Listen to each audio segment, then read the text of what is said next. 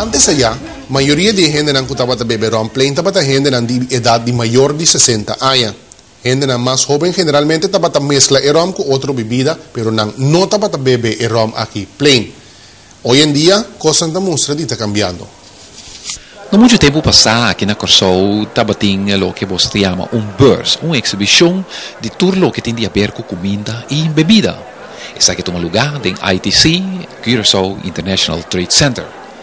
Dia estendem com a nossa atenção bastante, que representa certo marca de rum. Remarcável estava com este aqui, constantemente tem visitantes sudilantes para provar sabor de licor que estava a demonstrar.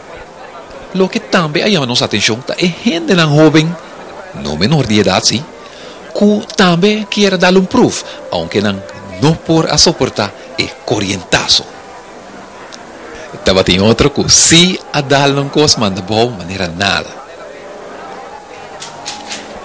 E finalmente, dentro talaga de tem de quem deve por assumir que sem lugar a dúvida não está verdadeiro catador.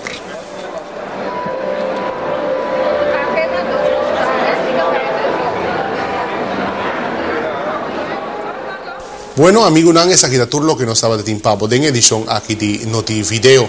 Nos invitamos cordialmente para otro luna por join nos un día más para más información for the Dushi Corsol. Hasta próximo.